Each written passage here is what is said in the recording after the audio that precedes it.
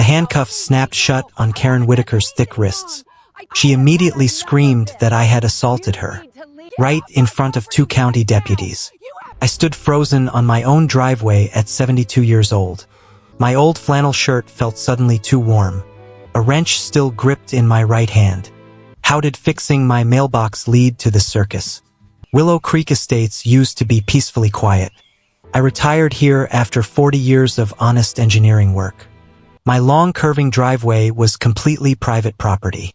Maple trees my late wife and I planted lined both sides. A wooden sign clearly stated private drive, no parking.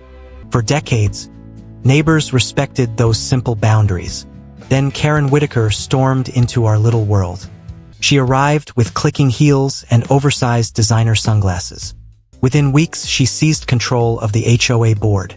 She declared herself president without much opposition. Her mission was restoring community standards, she claimed loudly.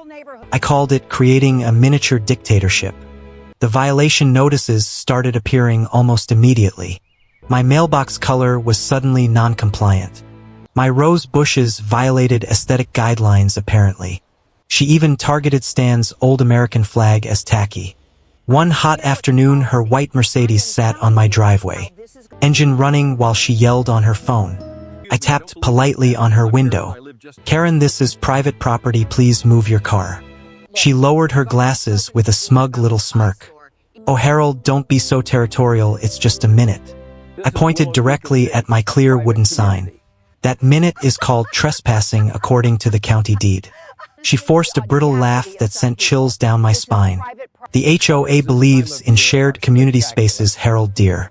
I kept my voice steady and calm. "Community spirit stops at my property line, Karen." From that day forward, she made me her target. The emails and letters became a constant flood. She invented new rules almost every single week. Neighbors began avoiding eye contact out of fear.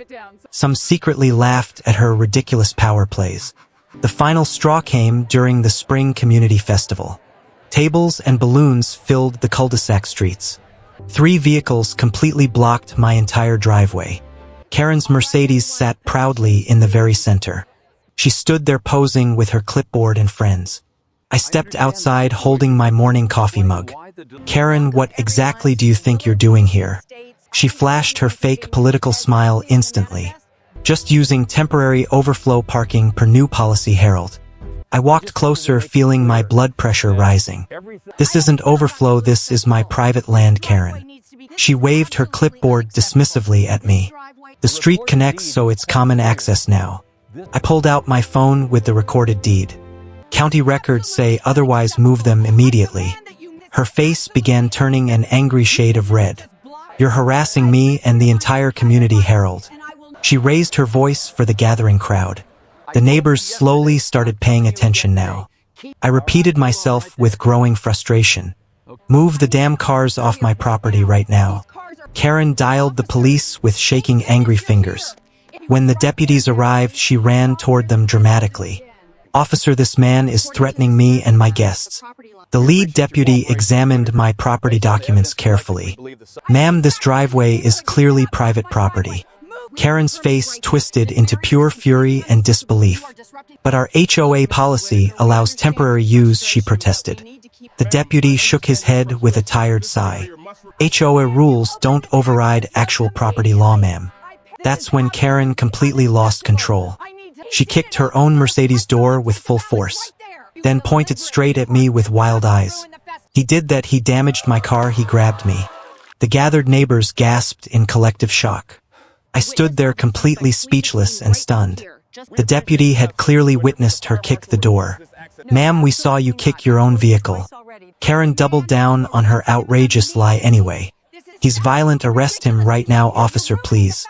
The second deputy had seen enough of her act. They placed her in handcuffs on the spot. She screamed the entire way to the patrol car. "This is harassment, I'm the HOA president." Later, someone shared the video of her meltdown. It spread quickly through our neighborhood group chat. At the emergency HOA meeting, they played it publicly. Karen turned bright purple with humiliated rage. "Turn that off, it's been edited maliciously." The entire room burst into uncontrollable laughter. She stormed out, slamming the door dramatically behind her. The board voted to suspend her immediately after. But Karen Whitaker refused to accept defeat quietly. She filed a frivolous lawsuit against me next. In court, her lawyer talked about toxic masculinity. My attorney simply played the full video again. The judge paused it at the kicking moment. "Miss Whitaker, did you just damage your own car?" Quiet chuckles filled the courtroom gallery. The verdict came down fast and decisively. The judge ruled completely in my favor. Karen had to pay all my legal fees. An audit later revealed her secret misdeeds. She misused nearly $10,000 of HOA funds. The board removed her permanently in disgrace. Months later, a large moving truck appeared outside her house. She slipped a final nasty note into my mailbox. "You will regret crossing me. Every neighborhood needs order." I simply smiled and tossed the note away. Now I occasionally advise the new HOA board, not as a tyrant but as a voice of reason. Real community comes from respect, not control. That night, I repainted my private drive sign carefully. Boundaries matter more than most people realize, especially in a country obsessed with freedom.